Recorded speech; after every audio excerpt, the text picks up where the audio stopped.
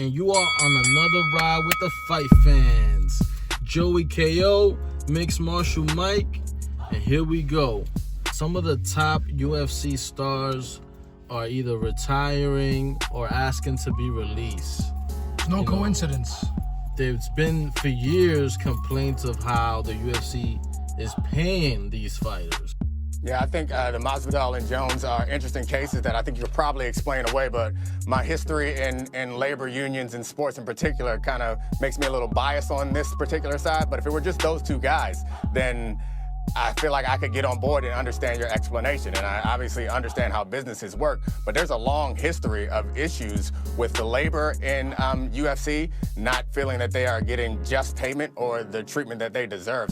As the money has been going up for the UFC, we still seeing this being a problem. There's no other athletes actually playing basketball. Nobody's playing baseball. It's just the UFC. We're the only one, the only ones that are pulling off live sports right now. Who's really active in And well, we have to WWE.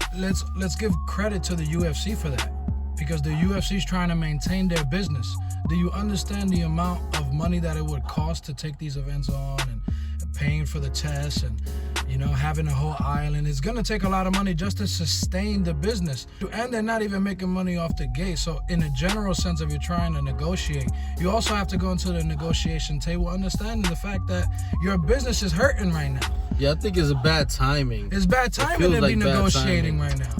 These are some of the biggest stars, if you really think about it. Not some. I would argue these are the biggest current stars. John Jones, Conor McGregor, Masvidal, and Triple C. Cejudo. I mean, those guys right there alone make up way more, probably like 80% of the UFC's numbers. And I would argue not even in the octagon only. Not only in Conor UFC McGregor events. is like the UFC. He's on another level compared to everyone else. So, but do you believe that they also bring in Instagram followers, Twitter followers? They bring in people who don't normally watch the sport. So Henry Cejudo was over there having a day with that WWE Divas superstar, the twins.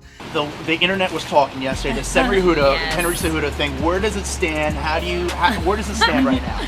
I mean, if I ever get back into that ring, I would love for Henry to train me. So these guys are transcendent stars. They can touch other platforms. Yeah, Masvidal was, even Spanish fans know him from shows that he's done on Telemundo and stuff. Yeah, My mother knows Masvidal. So these stars you have to really recognize and appreciate. And Dana White, I'm sick and tired, and I love Dana White. I've met him in person. He's a wonderful guy. I'm sick and tired of him saying, if these guys want to go, then they can go. If they don't want to fight, they don't have to fight.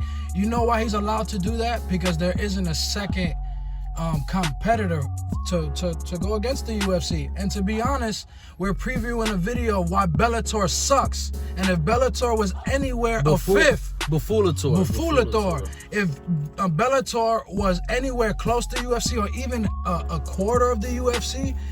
What the hell are you wearing? Boo-foo. Boo-foo. By us. Fuck you. The UFC will have more leverage. They've taken some decent fighters, but they haven't taken the type of fighters that would really make the impact. It's more of a retirement home for the UFC's retired fighters.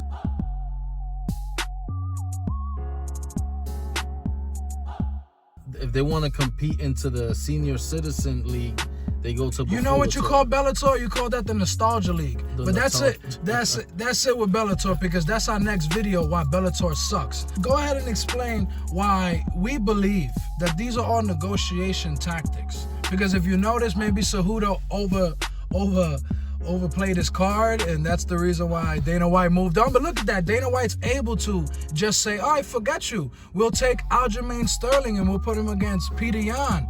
Everyone talking about Peter Yan's the greatest guy, and you better win your fight, because I'm coming on your ass, boy. I'm coming for that ass. Pause. Well, obviously, I think Jose Aldo versus Peter Yan. I mean, I don't believe that they all want to retire, but Cejudo, if you notice, he has recently also said that he will come back to fight Alex Volkanov, the champion. Volkanovski. Yeah. So obviously he wants to continue to fight, but they're using this as leverage to try to get more money, to get what they feel they're worth. You got to look at different numbers, like, you know, with Masvidal, he's done one big pay-per-view fight with Nate Diaz. Yep. But when you look at Cejudo, he's done a few big fights with TJ Dillashaw and everything, but he wasn't even the main card in the last fight. So the numbers with McGregor, I feel like McGregor and John Jones, these tactics might be able to work, but for Masvidal and Cejudo, who is not quite at the very top superstar status. Absolutely, totally agree with all of that. It's the wrong timing for them to do this, so maybe a union would help.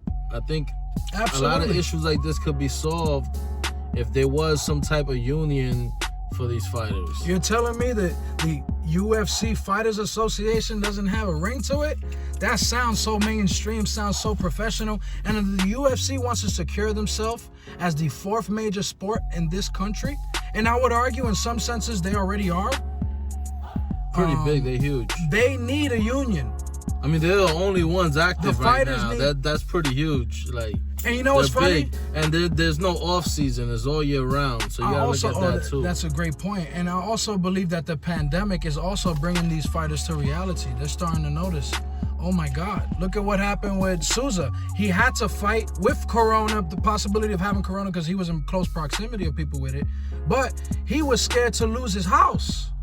And there shouldn't be any UFC legend or anywhere close to that to be struggling with their house, especially when they're still competing. Especially when they're still competing. Hey, I'm not saying that I understand what type of mortgage he signed and what type of financial situation he's in to make that type of endeavor. But let's just be frank.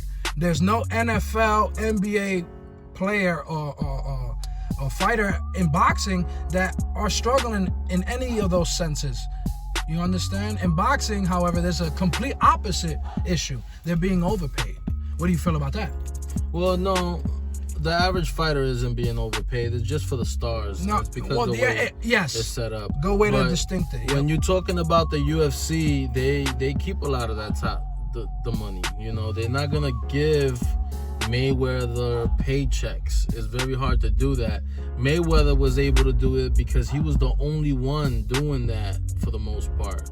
Just him and Pacquiao, De La Hoya. Well, the structure of boxing allows him to do that. There's very few guys who can do that, and he did it at a whole nother level and was able to, you know, him and his manager, you got to give him a lot of credit too.